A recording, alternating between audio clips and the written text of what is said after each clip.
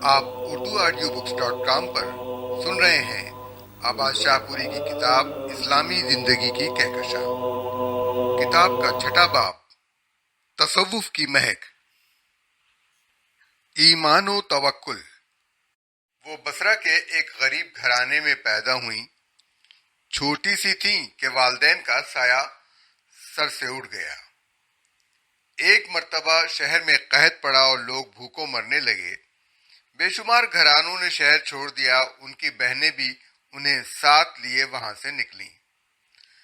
افراتفری کے عالم میں کسی نے ان کو پکڑ لیا اور کنیز بنا کر بیچ دیا۔ ان کا مالک ان سے گھر کا سارا کام کاج کرواتا۔ ایک روز رات گئے ان کے آقا کی آنکھ کھل گئی، دیکھا کنیز سجدے میں پڑی گڑ گڑا کر اللہ سے دعا مانگ رہی ہے۔ اے میرے اللہ، میں بہت مجبور اور بے بس ہوں۔ گھر کے مشاغل کی وجہ سے میں تیری عبادت دل جمعی اور سکون کے ساتھ نہیں کر سکتی۔ میرے گناہ معاف فرما، میری معذرت قبول کر۔ رات کا وقت، ہو کا عالم اور ایک کمسن لڑکی کی عبادت گزاری کا یہ ذوق و شوق، آقا بہت متاثر ہوا۔ اس وقت انہیں آزاد کر دیا۔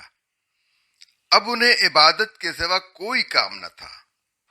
فرض اور سنت نمازوں کے علاوہ وہ 1000 نفل دن رات میں ادا کرتی۔ قرآن بھی حفظ کر لیا اور احادیث رسول پر بھی عبور حاصل تھا۔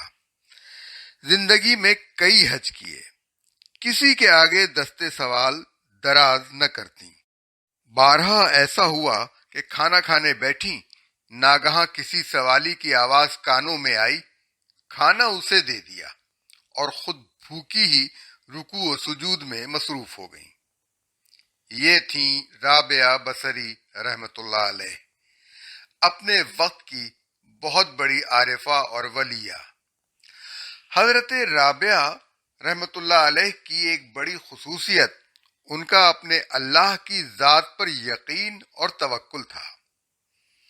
ایک مرتبہ ان کے ہاں بیک وقت 10 مہمان آ گئے۔ گھر میں صرف ایک روٹی تھی۔ اتنے میں دروازے پر ایک سوالی آ گیا۔ خادمہ سے کہا، وہ روٹی اسے دے دو۔ خادمہ کے لیے یہ کوئی نئی بات نہ تھی۔ حضرت رابعہ کا معمول تھا، خود بھوکی رہتی مگر سائل کو خالی ہاتھ اپنے دروازے سے نہ لوٹاتی۔ وہ حیران تھی اس پر کہ ان 10 مہمانوں کا کیا بنے گا۔ خاصی دیر گزر گئی۔ حضرت رابعہ مصلے پر بیٹھی تھیں کہ دروازے پر دستک ہوئی۔ خادمہ باہر گئی، واپس آ کر بتایا، ایک شخص کھانا لایا ہے۔ آپ نے پوچھا کتنی روٹیاں ہیں؟ خادمہ نے کہا 2۔ فرمایا اسے واپس کر دو، یہ ہمارا کھانا نہیں۔ تھوڑی دیر بعد خادمہ پھر حاضر ہوئی اور کہنے لگی، کوئی اور شخص کھانا لایا ہے؟ دریافت کیا کتنی روٹیاں ہیں؟ خادمہ نے کہا 5۔ فرمایا اسے بھی واپس کر دو، یہ ہمارا کھانا نہیں۔ کچھ وقت اور گزر گیا۔ اب ایک تیسرے آدمی نے دستک دی۔ خادمہ نے آ کر بتایا، ایک اور شخص کھانا لایا ہے۔ آپ نے پوچھا کتنی روٹیاں ہیں؟ جواب دیا 11۔ فرمایا ہاں، یہ ہمارا کھانا ہے، لے آؤ۔ حضرت رابعہ نے 10 روٹیاں 10 مہمانوں کو دے دیں اور 11ویں کے 2 حصے کیے۔ ایک حصہ خادمہ کو دے دیا اور دوسرا خود کھایا۔ خادمہ نے دریافت کیا، آپ کو کیسے پتا چلا یہ ہمارا کھانا تھا اور وہ پہلے کھانے ہمارے نہ تھے؟ فرمایا، اللہ کا ارشاد ہے، میں دنیا میں ایک کے بدلے 10 اور آخرت میں 70 دوں گا۔ میں نے بھی ایک ایک روٹی سائل کو دے کر اس سے سودا کیا تھا۔ اللہ کا وعدہ جھوٹا نہیں ہو سکتا۔ چنانچہ وہ پہلا آدمی 2 روٹیاں لایا تو میں فوراً سمجھ گئی یہ کسی اور کا کھانا ہے، ہمارا نہیں۔ پھر دوسرا آدمی 5 روٹیاں لے کر آیا، وہ بھی ہماری نہ تھی۔ تیسری مرتبہ کھانا اللہ کے وعدے کے مطابق ملا۔ 10 روٹیاں تو میری 1 روٹی کے عوض تھی اور 11ویں ہماری اپنی جو اللہ میاں نے ہمیں واپس کرنا تھی۔ ایک مرتبہ نماز پڑھتے پڑھتے جا نماز پر ہی آنکھ لگ گئی۔ اتنے میں ایک چور آیا۔ رابعہ رحمت اللہ علیہ کے گھر میں مال و دولت تو تھی نہیں، ایک چادر ہاتھ لگی وہی لے کر چلتا بنا۔ دروازے کے قریب پہنچا تو یہ دیکھ کر سن ہو گیا کہ سامنے دیوار چنی ہوئی ہے۔ ادھر ادھر دیکھا مگر دروازہ کہیں دکھائی نہ دیا۔ اس نے چادر وہیں رکھ دی۔ دروازہ پھر سامنے نظر آ رہا تھا۔ چادر اٹھانے کے لیے جھکا تو آواز آئی، کیوں اپنے آپ کو مصیبت میں ڈالتے ہو؟ اس گھر کی مالکن نے اپنے آپ کو اللہ کی نگہبانی میں دے رکھا ہے، وہ اگر سو رہی ہے تو اللہ تو جاگتا ہے۔ برے اعمال، کمزور نیکیاں۔ یہ ان دنوں کا قصہ ہے جب مالک بن دینار کی زندگی عیش و نشاط، شراب و کباب سے عبارت تھی۔ آخرت کے احساس سے تہی وہ دن رات گناہوں میں ڈوبے رہتے۔ ان کی ایک بچی تھی، کوئی 3-4 برس کی، مینا کی طرح پیاری پیاری باتیں کیا کرتی۔ مالک کو اس بچی سے بے حد محبت تھی۔ ایک روز وہ بیمار پڑی اور دیکھتے ہی دیکھتے داغ جدائی دے گئی۔ مالک کو سخت صدمہ ہوا، کئی روز تک بچی کے غم میں رنجور و دلگیر رہے۔ ایک رات سوئے تو بڑا دہشت ناک خواب دیکھا۔ کیا دیکھتے ہیں کہ قیامت قائم ہو چکی ہے اور وہ ایک وسیع و عریض سنسان میدان میں کھڑے ہیں۔ اچانک ایک خوفناک اژدہا نمودار ہوا اور ان کی طرف لپکا۔ وہ اس سے بچنے کے لیے بھاگے، اژدہا بھی ان کے پیچھے پیچھے دوڑنے لگا۔ دور ایک نحیف و نزار بوڑھا کھڑا دکھائی دیا۔ یہ دوڑ کر اس کے پاس پہنچے۔ خدا کے لیے مجھے اس اژدہے سے بچاؤ، وہ چلائے۔ ان کی فریاد سن کر بیچارہ بوڑھا رو دیا۔ میرے بھائی، مجھ ضعیف و ناتواں میں اتنی طاقت کہاں کہ تمہیں اس سے بچا سکوں؟ ہاں، ادھر قبلہ رخ بھاگتے چلے جاؤ، شاید بچاؤ کی کوئی صورت نکل آئے۔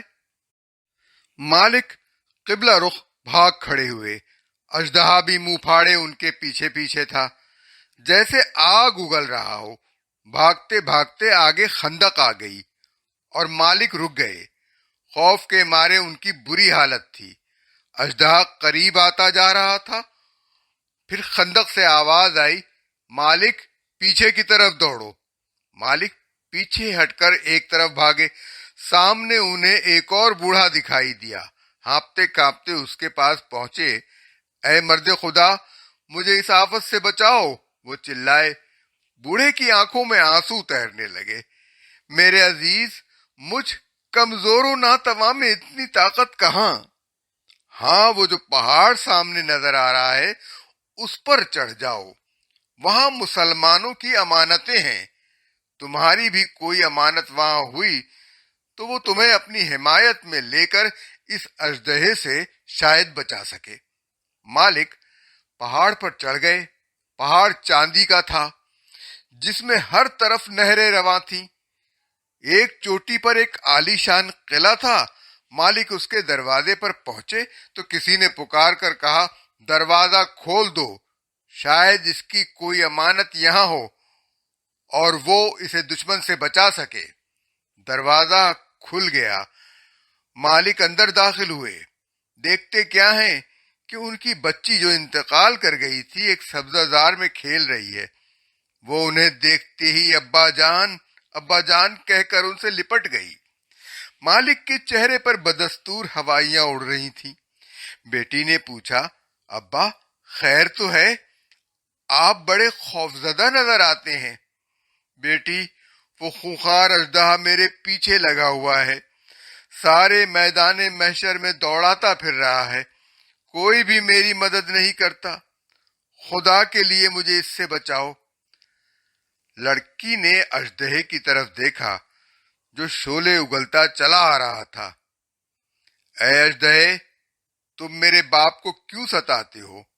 خیر چاہتے ہو تو واپس چلے جاؤ، ورنہ میں اپنے اللہ سے فریاد کروں گی اور پھر تمہیں میرے ابا کو ستانے کا مزہ آ جائے گا۔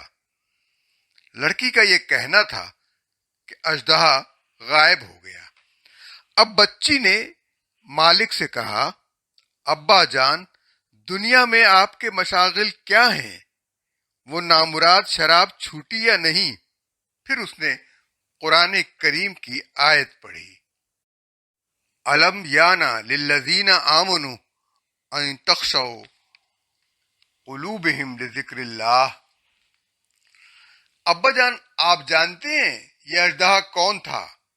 یہ آپ کے برے اعمال تھے جو آپ کا پیچھا کر رہے تھے۔ اور وہ بوڑھے کون تھے بیٹی؟ مالک نے پوچھا۔ وہ آپ کی نیکیاں تھیں، ضعیف و ناتواں نیکیاں، جن میں آپ کو برے اعمال کے ہولناک انجام سے بچانے کی سکت نہ تھی۔ معاً مالک بن دینار کی آنکھ کھل گئی۔ اسی وقت اٹھے اور اللہ کے حضور سجدہ ریز ہو گئے، رو رو کر اپنے گناہوں سے توبہ کی، اور پھر جو زندگی کے شب و روز بدلے ہیں تو عالم ہی اور تھا۔ آج مالک رحمت اللہ علیہ کا شمار اکابر تابعین اور امت کے بڑے بڑے زاہدوں اور عابدوں میں ہوتا ہے۔ نفس کا بہکاوا۔ ابو بکر شبلی رحمت اللہ علیہ کی مجلس میں ارادت مند جمع تھے۔ عبداللہ رازی آئے تو سب کی نظریں ان پر جم گئیں۔ ایک بڑا قیمتی جبہ پہن رکھا تھا، پتہ چلا کسی امیر نے عطا کیا ہے۔ ابو بکر نے اس وقت کلاه اوڑھ رکھی تھی۔ عبداللہ رازی نے للچائی ہوئی نظر کلاه پر ڈالی اور دل میں کہا، کاش یہ کلاه میرے پاس ہوتی، میں اسے جبے کے ساتھ پہنتا تو کتنا شاندار دکھائی دیتا۔ شبلی نے رازی کے چہرے سے دل میں امڑنے والے خیالات پڑھ لیے، گھور کر ان کی طرف دیکھا، پھر اٹھے، رازی کا ہاتھ پکڑا، اپنے مکان پر لائے اور فرمایا، اپنا جبہ اتارو۔ رازی نے تعمیل کی، شبلی نے جبہ طے کیا، پھر اپنی کلاه اتار کر جبے پر رکھ دی اور دونوں کو جلتے تنور میں جھونک دیا۔ دونوں آنن فانن جل کر راکھ ہو گئیں۔ شبلی رحمت اللہ علیہ نے فرمایا، تم ششدر نظر آتے ہو؟ یہ میں نے اس لیے کیا کہ آئندہ جب کبھی تم دوسروں کا لباس دیکھو، تمہارا نفس اسے حاصل کرنے کے لیے تمہیں نہ بہکائے۔